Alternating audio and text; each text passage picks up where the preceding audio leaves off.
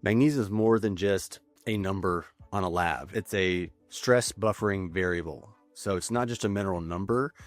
And so many things deplete magnesium. So people have high allostatic load, which is poor sleep, stimulants, alcohol, high training. It burns through a lot of magnesium. And so that dose for me now is tied to that allostatic load. So it's different for a high level executive. I'm Todd Vande Hei, CEO of Stark, and I've gone from vegan to paleo to keto to carnivore, from cryosaunas to ice baths to training like an athlete to being injured like one, enhancing my mobility and optimizing my sex hormones. With thousands of labs and thousands of scans, I'm surrounded by high-level medical doctors, naturopathic doctors, chiropractors, nutritionists, and strength coaches, all leading me in concert to a state of optimal health. I'm here to share that journey with you, regardless of your age, your genes, or your medical conditions. In this episode, I'm joined again by Dr. Robert Fredrickson, chiropractor and functional medicine practitioner based in Austin, Texas. This is a continuation of our first discussion from about a year ago about magnesium and its critical role in health and performance, where we explored the foundational role magnesium plays in energy production, recovery, and overall human performance. So if you haven't listened to that first conversation yet, you can find it on Health is a Skill. It's essential context for today's deep dive.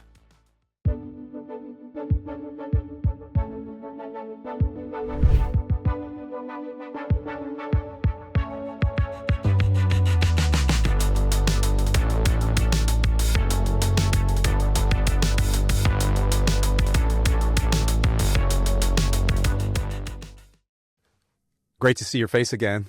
You don't look a day older than a year older. It's probably been about a year since our last conversation. But I'm curious, you're like the magnesium guy, like the United States magnesium representative.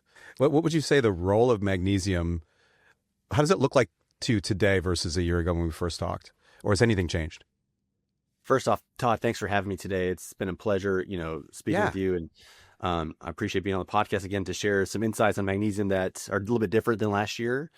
So I love that question. What's kind of shifted in my perspective on magnesium is I treat magnesium, I always have, but I've really kind of tried to really dial this in, is magnesium is more than just a number on a lab. It's a stress buffering variable. So it's not just a mineral number.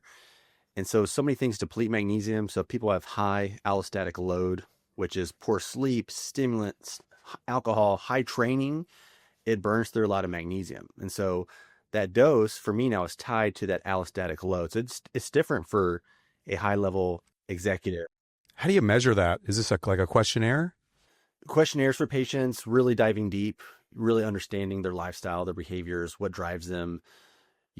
From a person who is not very active, who has a very low stress job, their magnesium requirements are probably gonna be a little bit lower than someone who's high functioning, who's working out strenuously, sweating outside, depleting minerals, or if they have little kids at home like I do. I go through a lot of magnesium.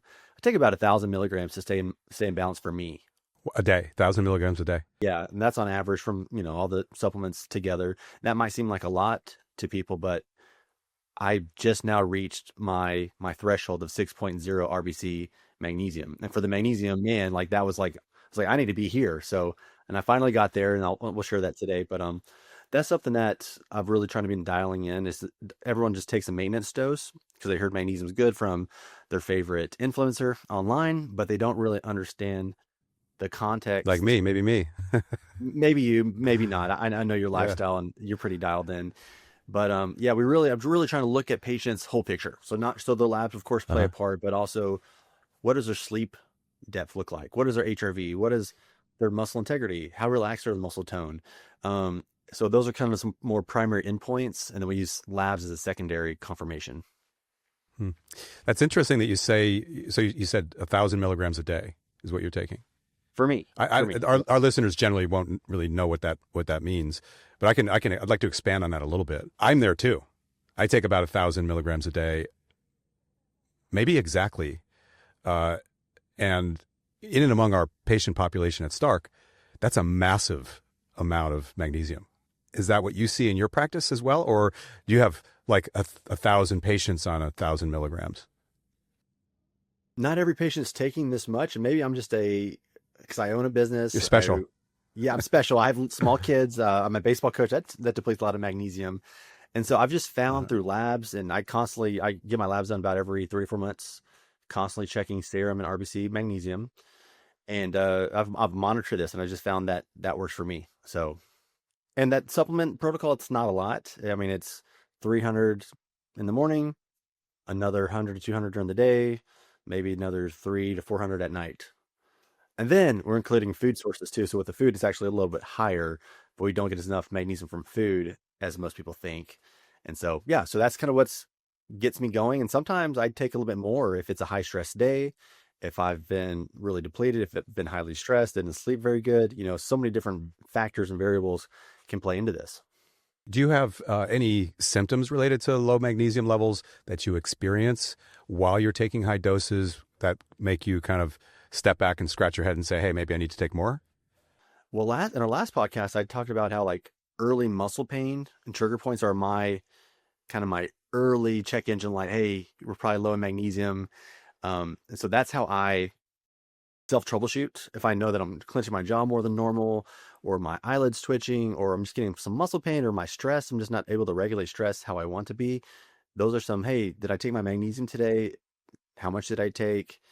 And so, yeah, I can definitely feel it. But I'm highly in tune. I've been doing this for a while, and I know coffee. If I drink too much coffee or caffeine, that depletes magnesium at a pretty substantial rate for me, because I'm a slow metabolizer. It stays in my system a long time, and so I think everyone's different. Everyone has different genetics, metabolism, and that numbers. I'm not saying if you're listening to this, just take 1,000 milligrams. Of course, work with your provider, work with a practitioner first. Find what works for you. Be close to a toilet. Be close to a toilet. Yeah, and if you take too much magnesium, that's another point I should mention. Your body has a natural fail-safe. So if you take too much with normal bowel function, you'll usually induce a bowel movement from any form. If you take too much of any form, if you're looking for... Or several bowel movements. or several bowel movements, right? So, or maybe you're constipated. You're like wondering, what magnesium should I take for that? Well, that's a magnesium citrate, which a lot of people know if they have to take a colonoscopy, they'll take a big dose of magnesium citrate the day before or the morning of to induce bowel movements. Well, let's talk about the powerhouse of the cells, the mitochondrial health, and ATP production. How do you see magnesium influencing that? Like the actual experience of it. So more energy or chronic fatigue or anywhere in the middle. Magnesium is an enzyme. So it's a biochemical enzyme that will cleave on to bonds into mitochondria to make ATP. And so without magnesium, you are not getting the fuel that your cells and mitochondria need and can produce. And inside the mitochondria... That's a fascinating detail. Yeah, and inside the mitochondria, magnesium supports TCA enzymes, complex 4 for the mitochondrial chain, and it regulates calcium influx. Because if you have too much calcium inside the cell, you get calcium overload, which can trigger ROS, reactive oxygen species.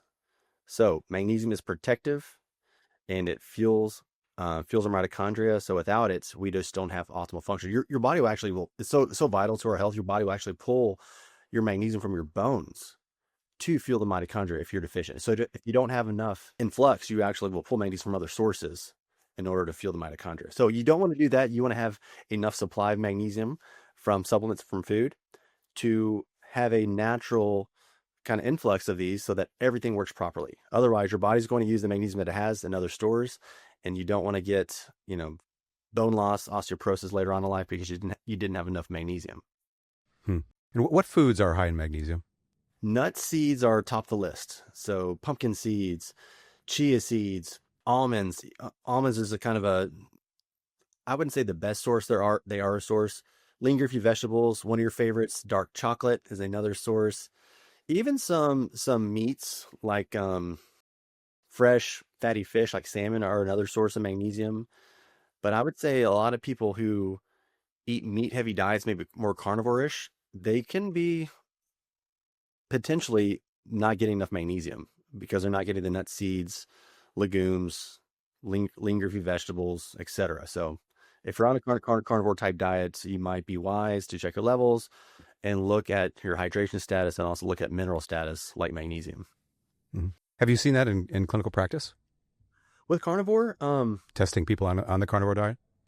I've had a few patients that do carnivore, but I never told them to stop taking their magnesium. So that's always standard in our practice is mineral balance. And so actually, I've had a few patients on elimination diets that have done carnivore, but we never checked it because they were already taking, one patient in particular, she was a female taking about 600 milligrams daily. So it'd be interesting to see if I had a carnivore from the streets that came to me that hadn't been on the protocol to check their magnesium status. So. And so many men that we see in our clinics have really massive issues with sex hormone production at pretty young ages. Do you see that some sort of a correlation between magnesium and sex hormones like testosterone? We do. So magnesium improves androgen receptor binding capabilities. It supports insulin sensitivity and sleep, which are indirect but meaningful drivers of normal testosterone function. So it plays a key role in, it down-regulating blood sugar, helping insulin sensitivity and sleep. And if you're not sleeping well, we know testosterone tanks. So I mean, if you're most people are low in magnesium to begin with, and they don't even know it. And we definitely are seeing an epidemic of low testosterone numbers, especially in the younger males. Another common issue that's connected intimately to sex hormone levels is mental health, mental well-being, mental illness, in particular with young men. What do you see? Is there a connection to magnesium levels as well to that? Oh yeah. For depression, insomnia, just a positive outlook on life, magnesium plays a huge role. I mean, they even did a case story on a male, and I'm forgetting the actual amount of magnesium. I'm pretty sure it was a high dose, but within 7 days, his depression symptoms had disappeared. And it was a pretty profound case on pretty severe depression. Of course, work with the provider, but yeah, if your mitochondria aren't functioning and you're not being able to produce adequate amounts of neurotransmitters, serotonin, dopamine, etc., which are, in some degree dependent on magnesium as well. I mean, yes, it's all a slippery slope when you're low on minerals like magnesium. It seems like such a simple, basic fix, right? These are not expensive supplements necessarily. They're really not. And that's a great question. Yeah, I mean, it's magnesium is such a low hanging fruit to better health and better health outcomes. I just wish more people knew about how to stay in balance, because I think everyone's heard of magnesium at this point. They say, "Oh, I know I need to take it," but I don't know if they know how important it is for their longevity, for their well-being, for their cardiovascular health, their mental health, their sleep, the way they perform. It's activates other minerals, which we'll talk about here in a little bit. But yeah, it's so crucial. And getting a good form, like a magnesium glycinate from a good brand, or magnesium malate or threonate, I mean, they might cost a little bit more than the oxides and citrates you find at the grocery store, but they're not that expensive. You mentioned cardiovascular health. Let's talk about that. Tell me about the connection between magnesium levels and good quality cardiovascular health. I'll get there. I want to real quick kind of backtrack and talk about with the androgens and kind of go back to thyroid function and then cortisol. Yeah, I think those play a role. So magnesium is also a cofactor for thyroid synthesis, for converting T4 to T3. It supports, that whole metabolism cascade in the thyroid. And so some people actually get hypothyroid or functional hypothyroid fatigue, and it could be partly because of a magnesium deficiency as well, especially in the female patients. And then for cortisol, magnesium dampens that catecholamine overdrive. So clinically, I see people who have more magnesium on hand, or in flux, as I call it. They have better sleep. They wake up not in cortisol. Some people wake up and they're stressed. They're like, oh my gosh, I got so much going on today, and everything's going in overdrive. And then they add in more caffeine to that and have more sympathetic overdrive. But if they're magnesium balanced, everything works how it's supposed to, because one of the key depleters of magnesium is stress. Magnesium is used up a lot during times of stress. So, because it's so crucial. So if you don't have enough on board, you just keep depleting it. So that's another thing I see is people who have just these signs of, hey, when I lay in bed, I can't go to sleep. My mind's constantly racing. I'm constantly thinking of all these things, and that's the catecholamine overdrive or overproduction. And that could be, kind of dampened by proper magnesium intake. And it doesn't happen all at once. It's you can't just take 1,000 milligrams all at once and be good. You have to build up. Your body can only take in so much.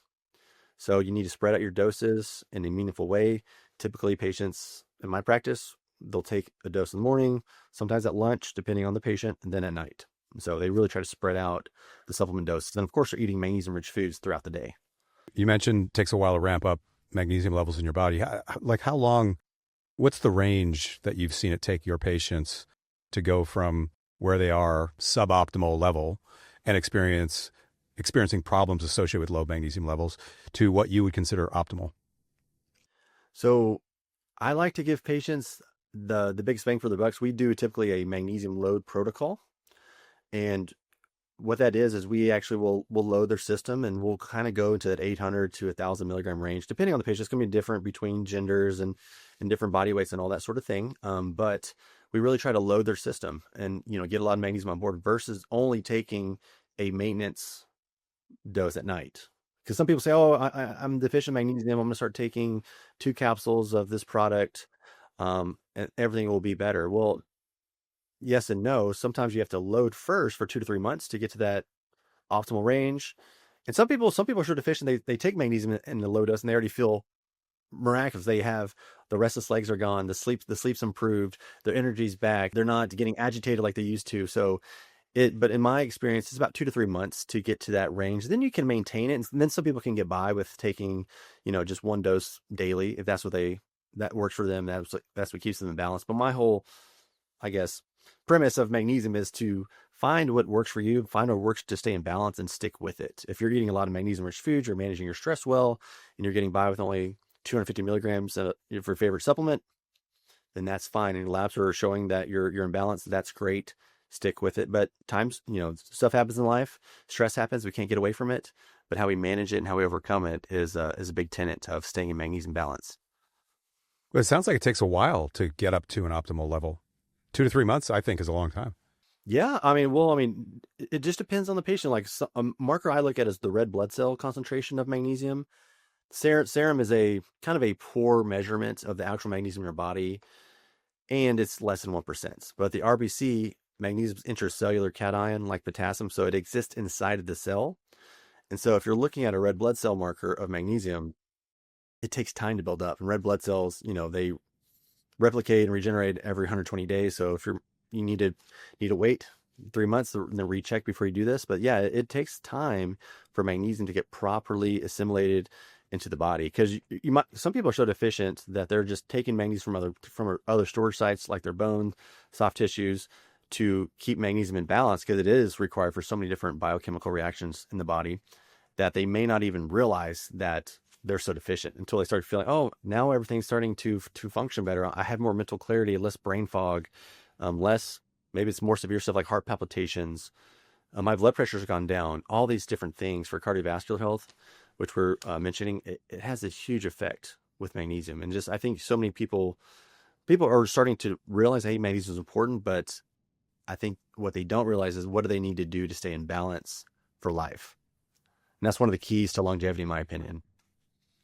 I have a question. Maybe you don't have the answer to this, but I wonder what pharmaceuticals are generally prescribed for symptoms that are related to the underlying issue of low magnesium levels. There's this vicious stress cycle that we mentioned. Stress depletes magnesium. We know stress can increase blood pressure. A lot of patients go on thiazide diuretics, which deplete magnesium. So your patients that are on long-term thiazide diuretics, for example, they can be depleting a lot of magnesium. It's regulating the blood pressure, but they're actually depleting magnesium, which actually regulates blood pressure too. And so it's a vicious cycle. And that's just one example. There's a lot of medications, which you mentioned on the last podcast, that can deplete magnesium. And so, yeah, we're in an uphill balance to stay in balance. So it's, I think it just more thought needs to go into it. And it's a basic mineral. It's one of the key ones, in my opinion, to keep us. And there's a lot of minerals that are important, but magnesium is one of the top ones that I see that people are missing out on. And do you think that that's just because of the role magnesium plays, or is there something else, possibly environmental, that's causing consumers or people to consume low levels of magnesium instead of higher levels that they previously did in generations past? Well, the food quality. So, an apple that we eat today is so much nutrient less than it was 50 years ago or 100 years ago. The soil that the food is grown in has less minerals like magnesium. food processing depletes a lot of the precious minerals like magnesium. So yes, a lot of the foods we eat are less mineral rich than they once were. And so that's one key piece around that. And that's why a lot of people are, you mention, well, the food's not the same. It's not. Not to say we shouldn't still strive to eat the best foods possible that we possibly can. Mm-hmm. But yeah, we're at an uphill battle. Let's get into testing. Unless there's something else you want to add about that. No, cardiovascular health, or okay, let's go into testing. So you do blood serum tests. Anything else that you use to test magnesium levels? Besides a thorough questionnaire and history of the patient and really kind of looking for the signs, I typically do both. Actually, I do serum and red blood cell magnesium testing. Serum, I just like to see the kind of where they're at. Most people are in the optimal ranges versus normal ranges is another thing that we look at because we know that those can be off from a functional medicine perspective.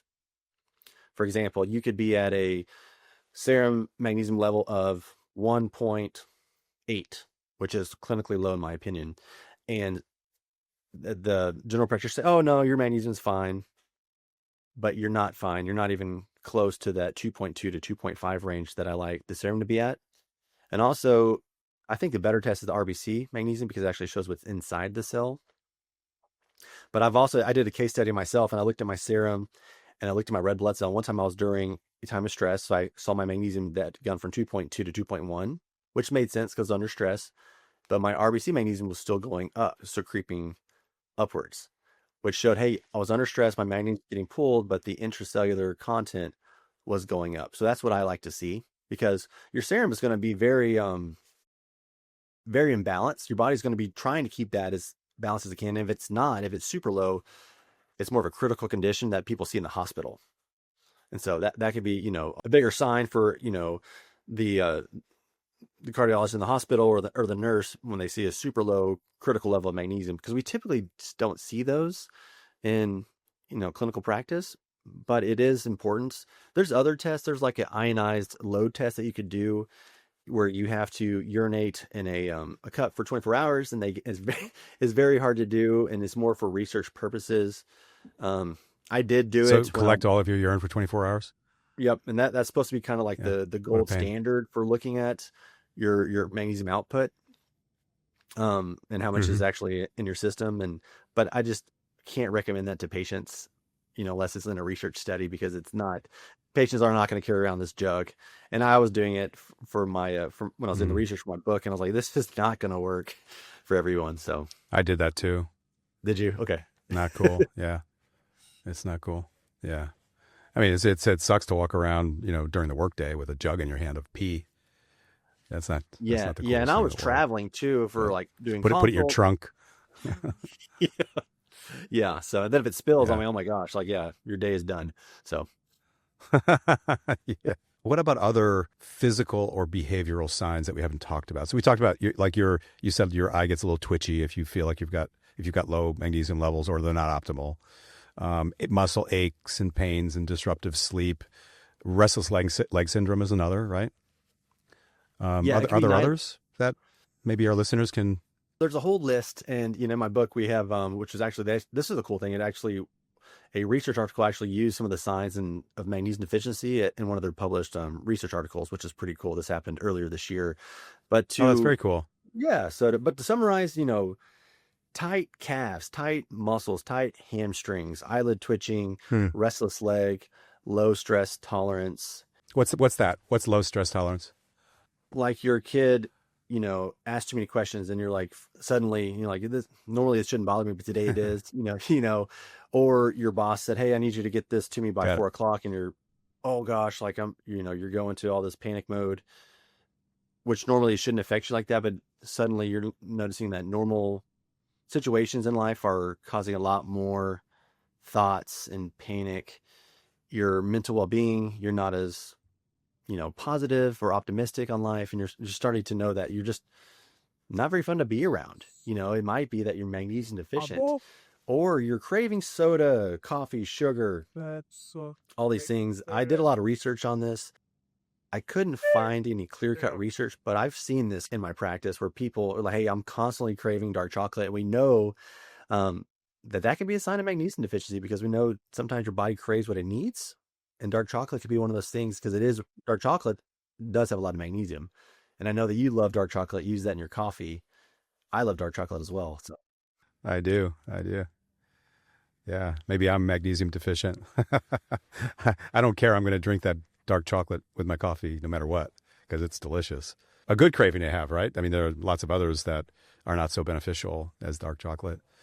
Let's talk about other nutrients. How does magnesium interplay with vitamin D and B6 and potassium and possibly other vitamins and minerals in your supplementation strategies?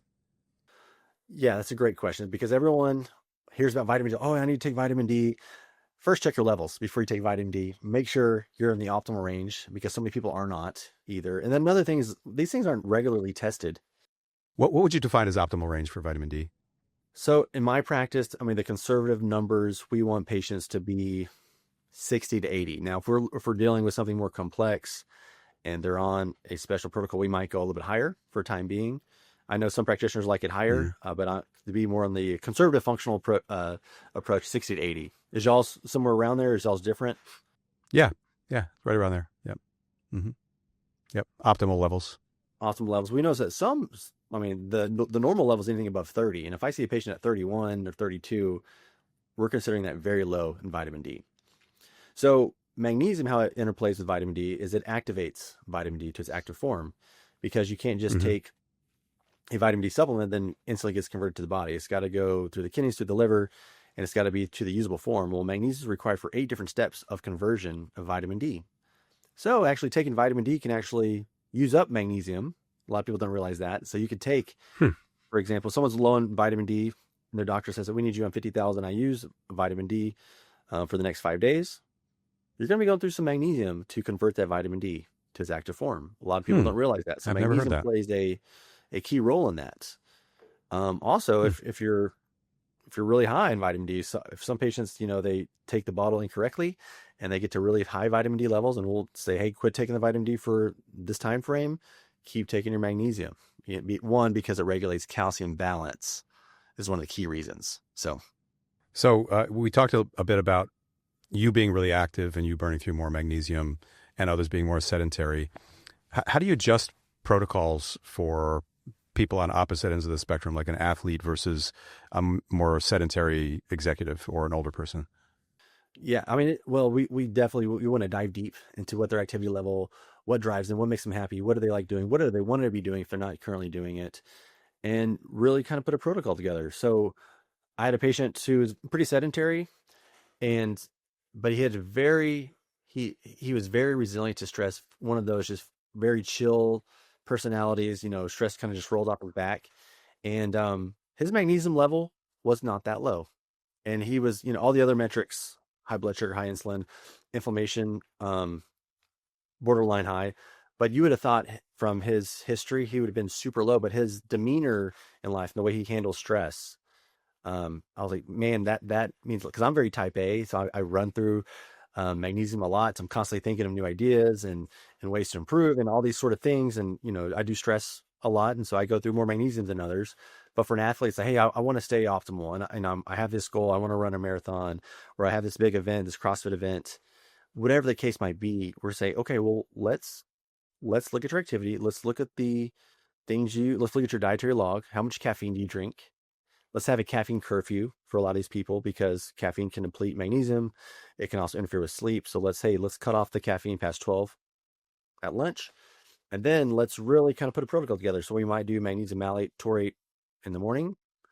We might do magnesium glycinate at night. If they have trouble concentrating, they maybe have a desk job where they're presenting a lot during the day. You say, hey, let's take some magnesium threonate during the day or at night.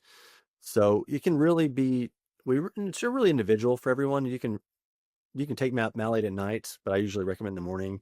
You can take threonate at night as well. And a lot of people do that if they have a restless mind, have trouble getting their mind to calm down. So it really just depends.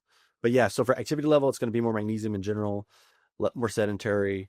Once they're at a balanced state, then we get them more to probably a little bit lower. It wouldn't be close to 1,000. It might just be 200 to 300 once they're at that threshold, that optimal threshold. I've read a few things about magnesium, just switching gears a little bit, and long COVID. Do you see any connection between long COVID symptoms and low magnesium levels?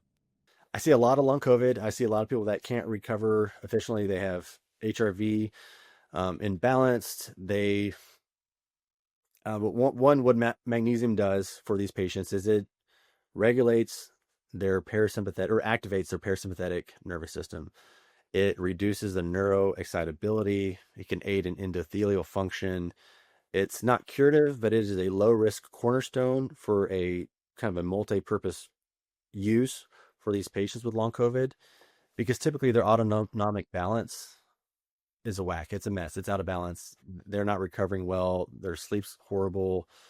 You know, they're having palpitations. They're having fatigue. They're going upstairs and they're feeling all these different functions. And magnesium is a cofactor. It's like the cofactor for the cofactor. So you just need it for so many different functions. I would do some other things with long COVID probably, but magnesium is definitely going to be a part of that. And so they probably already depleted a lot of magnesium from long COVID just from the autonomic balance disruption. So yeah, we would probably put them on kind of a loading protocol plus some other things as well. Yeah. So to wrap this up, do you have any common misperceptions that or misconceptions that patients have about magnesium?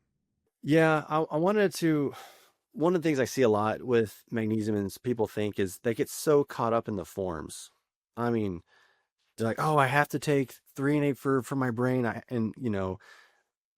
One of the big, I feel like that's majoring in the minor sometimes, because the point I like to make is just get enough magnesium to stay in balance.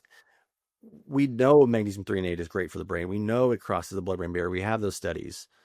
But magnesium has to be in the brain regardless for optimal function. Otherwise, we couldn't have all the neural synapses that we need and all the activities that the brain is doing on a constant basis. It's such a high metabolic organ. So I just feel like we get so caught up in the minutia of just, oh, I need to take glycinate for this and I can't take malate for that. I'm like, you can take any magnesium and get in balance. I've seen it. I've seen patients that have taken magnesium citrate and they've gotten to better levels. So I just, if all you could afford was citrate, that I would say do that. You know, if you said, hey, Robert, I can't afford magnesium bisglycinate right now, or the 3 and 8 version. What do you recommend for you? I would say, you know what, if we had to do that, I would say magnesium citrate, because just staying in balance is so key. And so I think a lot of people get caught up in the forms, and yes, I love the forms. They have different functions. And I always say that, hey, what it's paired with is kind of like its side hustle. You know, taurines can be cardioprotective, and you can pairing magnesium with that is, you know, you're getting double duty. Glycine's neuroinhibitory, very calming. So you're getting the extra calming capabilities of that duo together. 3 and 8 is great for the brain. You're getting the threnic acid into the brain with the magnesium.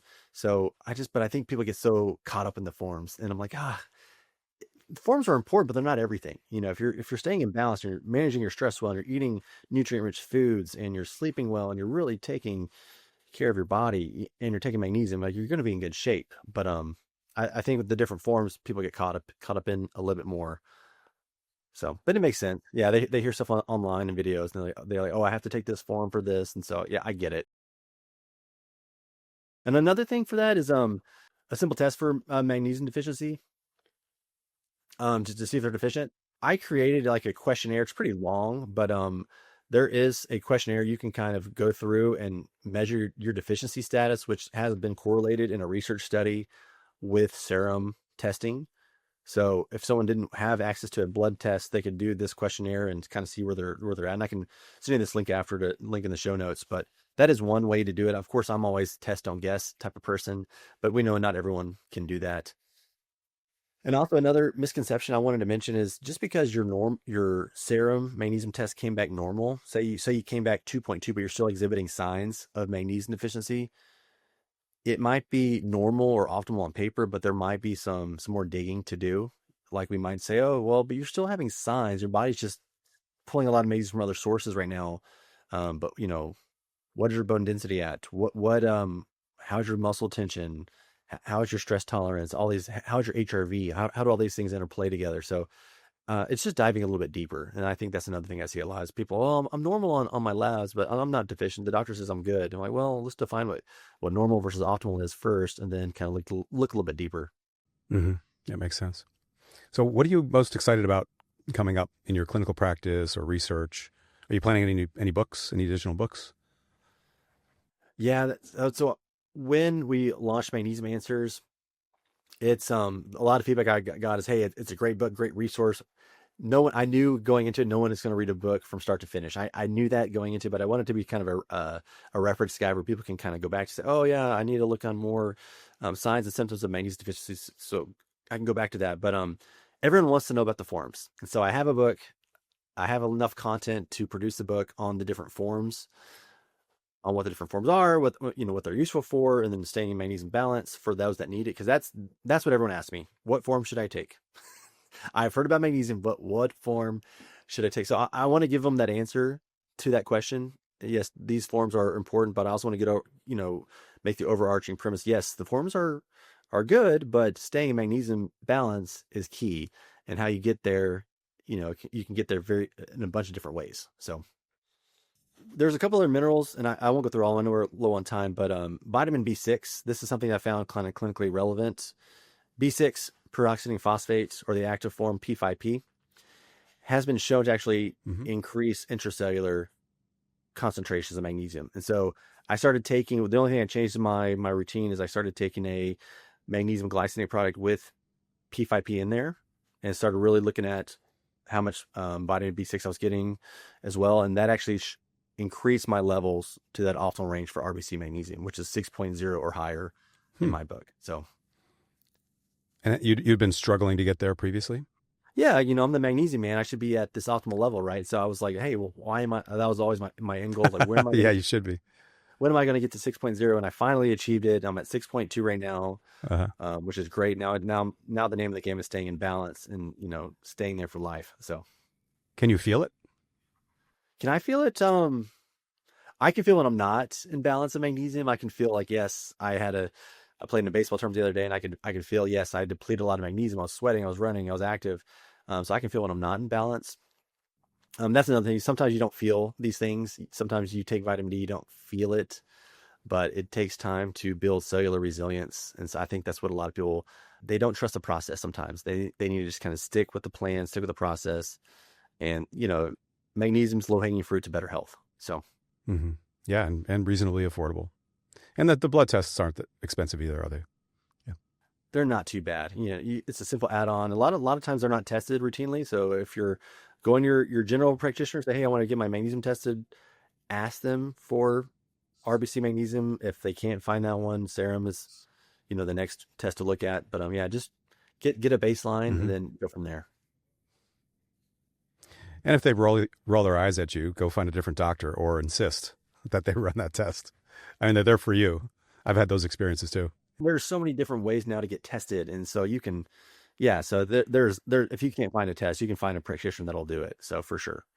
Well, Doc, this has been great. I appreciate you spending time with me again and diving deeper into magnesium's role in optimizing health and performance.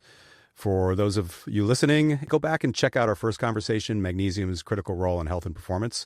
You'll get the foundation that makes today's discussion, I think, even more powerful. So, Doc, where can they find you if they'd like to learn more about you? Yeah, they can find me online, Dr. Robert Fredrickson on Instagram, or my business page, Fredrickson Health Solutions. We're working on a new kind of integrative model with some medical professionals and really trying to bring a holistic medical centered platform to patients, and that's called WellShift. It's still in its infancy, but that'll be launching here soon. So we're really excited about that. And so the Magnesium Answers, and of that's course, in Houston, is that right? Austin.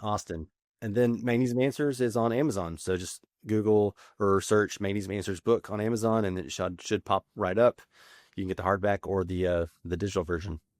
Thank you so much, Doc. And for our listeners, thanks for joining us at Health is a Skill. My name is Todd Vande Hei. And if you want to learn more about Stark, you can find us at stark.health. That's stark.health.